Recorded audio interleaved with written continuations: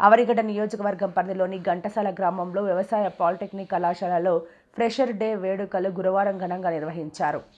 ఈ వేడుకలకు ముఖ్య అతిథిగా విచ్చేసిన ఎమ్మెల్యే మండలి బుద్ధప్రసాద్ మాట్లాడుతూ నియోజకవర్గంలో తాను ఏర్పాటు చేయించిన 2 పాలిటెక్నిక్ కళాశాలలో ఒకటైన బావదేవరపల్లి ఫిషరీస్ పాలిటెక్నిక్ కళాశాలలో విద్యార్థుల కోర్సు పూర్తి కాగానే వారందరికీ ప్రభుత్వ, ప్రైవేటు ఉద్యోగ అవకాశాలు లభిస్తుండడం హర్షణీయమన్నారు. సమావేశ అనంతరం విద్యార్థులచే సాంస్కృతిక కార్యక్రమాలు చేపట్టారు. ఈ వేడుకల్లో గొర్రెపాటి వెంకట రామకృష్ణ, సీనియర్ నాయకులు పరుచూరి సుభాష్ చంద్రబోస్, సర్పంచ్ వెంకటేశ్వరమ్మ, పిఎసిఎస్ చైర్మన్ బండి పరత్పరరావు, కళాశాల ప్రిన్సిపల్ వీరమాచినేని సత్యప్రియ లలిత, వైస్ ప్రిన్సిపల్ పద్మావతి, అధ్యాపకులు, విద్యార్థులు పాల్గొన్నారు. మొన్న మంత్రి గారితో కూడా దీని మీద కొంత చర్చ చేశాను. తర్వాత వ్యవసాయ విశ్వవిద్యాలయ అధికారులతో కూడా మాట్లాడటం జరిగింది. అంటే కోర్సు ఏదైనా మార్పు చేయాలి. ఎందుకంటే ఇప్పుడు పూర్తిగా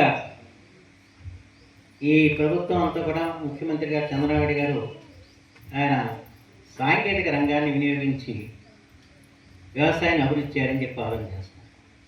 ఇప్పుడు డ్రోన్లు ఇవాళ రాయితీ మీద కూడా ఇస్తున్నాం రైతులకి. అంతేకాకుండా వ్యవసాయానికి ఇవాళ అలాంటి కొత్త ఆవిష్కరణలన్నీ కూడా వ్యవసాయ రంగంలో ఉపయోగించి రైతులు ఆఫ్సాట్కి వెళ్ళాలని చెప్పి ప్రయత్నం చేస్తున్నారు. అంచేత ఈ కోర్సుల్లో ఇవాళ ఈ సాంకేతికతను కూడా ఉపయోగించే విధంగా కోర్సులు కానీ మనం రూపొందిస్తే అప్పుడు 100 మందికి ఉద్యోగాలు వచ్చే అవకాశాలు ఉంటాయేమో, దాని మీద ఆలోచన చేయమని చెప్పి నేను వ్యవసాయ విశ్వవిద్యాలయం వారికి అలాగే మంత్రి గారికి కూడా చెప్పడం జరిగింది. ఎందుకంటే దీని మీద అంటే మనదొకటే కాదు, ఇది మొత్తం యావత్తు పాలిటెక్నిక్ అన్నింటికి కూడా ఇదే సమస్య, వ్యవసాయ పాలిటెక్నిక్ ఏర్పడి ఉంది. అంటే దీని మీద ఒక ఆలోచన చేయాలి. ఎందుకు ఇక్కడ మనం పాలిటెక్నిక్ పెట్టిన తర్వాత ఎక్కువ మంది చేరట్లేదు, ఏ కోర్సు పెడితే ఎక్కువ మంది చేరటం కంటే కోర్సు ఏదైనా కూడా చదివిన తర్వాత వాళ్ళకి ఖచ్చితంగా ఉద్యోగం వచ్చే విధంగా ఉంటే చేరతారు. దాని మీద ఆలోచన చేయాల్సిన అవసరం మాత్రం ఇవాళ వ్యవసాయ విశ్వవిద్యాలయం మీద ఉంది. మనం కూడా నేను ఈ విషయంలో చాలా చర్చ చేసి ఇవాళ మారుతున్న వ్యవసాయ రంగాన్ని దృష్టిలో పెట్టి ఈ అధునాతన సాంకేతిక విజ్ఞానాన్ని వాళ్ళకి పంచాలని చెప్పి ప్రయత్నం జరుగుతున్నప్పుడు ఆ రకమైన కోర్సులు పెడితే ఇంకా వీళ్ళకి ఉపయోగకరంగా ఉంటుందేమో ఆలోచన చేయమని చెప్పి చెప్పడం జరిగింది. కోసం ఆ రకంగా కొంత ఆలోచన జరుగుతుందని చెప్పి నేనైతే భావిస్తున్నాను.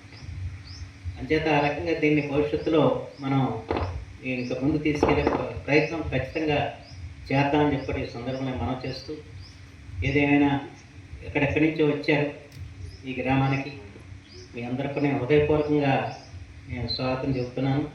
ఎందుకంటే ఘంటసాల గ్రామం ఎప్పుడు కూడా మిమ్మల్ని అప్పులు చేసుకుంటుంది. ఇక్కడ రైతాంగం అంతా కూడా ప్రేమపాత్రులు. ఇన్ని సంవత్సరాలుగా ఈ ఇక్కడ జరుగుతుంటే ఏ ఒక్కరికైనా ఇబ్బంది జరిగిందన్న ఫిర్యాదు మాత్రం నాకు రావాలి. ఇక్కడ పిల్లలందరూ కూడా వాళ్ళు చక్కగా సంరక్షిస్తున్నారు. మీకు కావాల్సిన సౌకర్యాల కార్యక్రమంలో కూడా వాళ్ళందరూ కూడా పాలు పంచుకుంటున్నారు.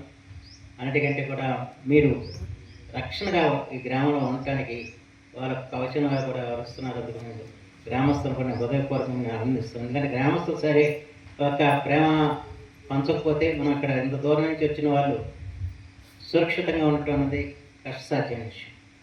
కానీ ఇక్కడ ఉన్న పెద్దలందరూ ఉన్నారు, వేదిక మీద ఉన్న పెద్దలందరూ కూడా ఈ పట్ల వీళ్ళందరూ కూడా వ్యవసాయ రంగం నుంచి మీద అభివృద్ధి ఉన్నవాళ్ళు, చేయండి ఘంటసాలను అభివృద్ధి చేయాలని చెప్పిన దృక్పథం ఉన్నవాళ్ళు. అంచేత ఘంటసాలకి ఎవరు వచ్చినా కూడా వాళ్ళని కనబెట్టేలాగా చూసుకోవాలని చెప్పి ఆలోచన ఉన్న రైతాంగం ఉన్న ఇక్కడ ఉండటంతో మీకు ఎటువంటి ఇబ్బంది ఇంతవరకు కలగలేదని చెప్పి నేనైతే భావిస్తున్నాను. ముందు కూడా కలగదని చెప్పి నేను ఆశిస్తున్నాను.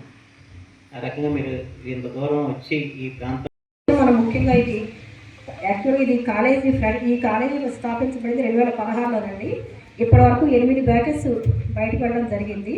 240 మంది విద్యార్థులు ఈ కాలేజీ నుంచి ఉత్తీర్ణత సాధించారు.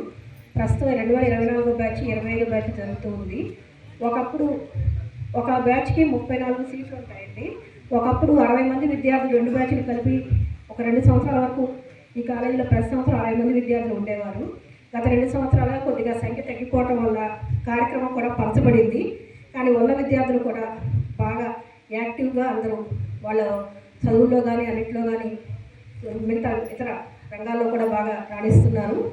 ఈ కళాశాలకి ఈ రోజున ముఖ్యంగా మన కళాశాల ముఖ్య అతిథిగా మన మండలి బుద్ధప్రసాద్ గారిని ఆహ్వానించి, ఎందుకంటే ఈ కళాశాల స్థాపన అనేది బుద్ధప్రసాద్ గారి వల్లనే జరిగింది.